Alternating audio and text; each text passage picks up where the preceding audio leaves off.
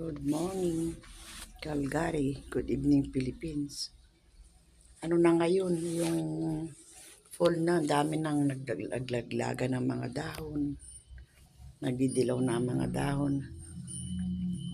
Kaya napakalamig, malamig sa labas. Ang lamig sa labas. Hindi kami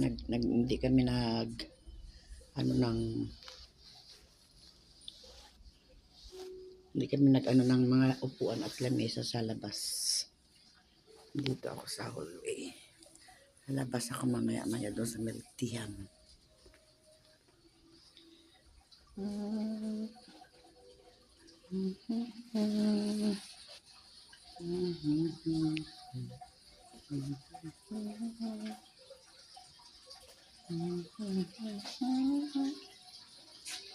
Wala ko nakapagod noon kay mama.